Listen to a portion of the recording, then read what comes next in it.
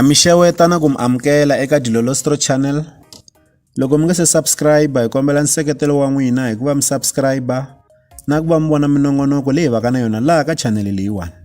Eka n'wina mi nga subscribe hi rhandza ku khensa nseketelo wa n'wina hi ri xandla ehenhla ka xin'wana xandla ku endlela leswaku mi nga saleli ndzhaku eka minongonoko ya hina nkarhi lowu taka. Tlhela ni mi tshikelela na xidlokwana.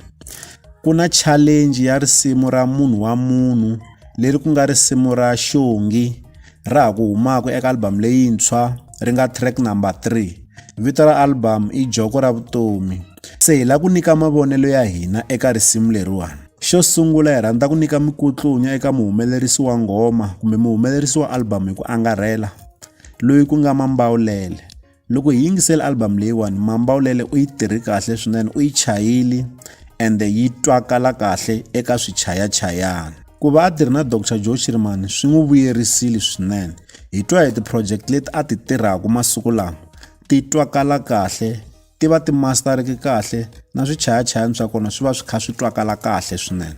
Se loko hi ta eka swichayachayani swa risimu leriwani hi twa ri ri na ku yelana swinene na risimu ra Samson ra Khombo Shirimani. Xongi u tshama a posta swinepe eka Facebook laha a ku vonaka rhangani a ri na ntombi ya yena leyintshwa leyi sweswiwani ku nga nsati wa yena. Caption leyi a fika a yi tsala loko a posta swinepe leswi a fika a tsala leswaku ri avuxeni vanhu va vanhu. Se hikokwalaho ka sweswo hi swi tivile leswaku loko ya huma album risimu ra ku fambelana na sweswo ri ta va ri ri kona ende himpela ri fiki ri va kona. Se xilo xo sungula lexi nga endla leswaku risimu leriwani ri fika ri tsakeriwa swinene hi vanhu hi ku ha swi tiva leswaku Xongi wa ha ku hambana na rhangani.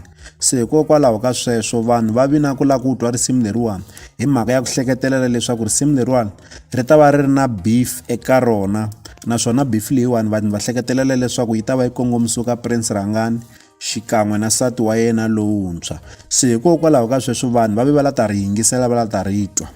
Xin'wanyana futhi i ku risimu leriwani ri fike ri rhandziwa hi va ka mani. Loko risimu ro ze ri rhandziwa hi va ka mani risimu rero ri ya fika ri duma kumbe ri ta fika ri karata. Hi ku xo sungula va ka mani va rhandza ku posta and va ka mani va rhandza ku gegana hi tinsimu. Se loko mo languta eka va TikTok eka va Facebook risimu leriwani ri le ku tirheni kahle hi mhaka ku va ka mani vo tala va karhi va ri posta. Hi vona mikandziyiso yo hambanahambana laha hi vonaku swi matsatsa swi karhi swi bombisa risimu leriwani va ku avuxeni vanhu va vanhu. So va ka mani ri fika ri va khoma kahle risimu leriwani. Hi vona ingaku hi swin'wana swi endlaka leswaku risimu leriwani ri fika ri trenda. Xin'wanyana futhi mhaka ya vanhu va vanhu ingaku yi le mahungwini ngopfu. Hi ta tsundzuka na G1 na vona ku na swinepe leswi nga ku jikajikeni eka swiyenge swa mabulu laha na vo va vonakaka va ri na munhu loyi a nga ri ku nsati wa vona ku ngo va xigangu. Se swi ta vula ku mhaka leyiwani kahlekahle eka nkarhi wa sweswiwani yi le milon'weni swinene.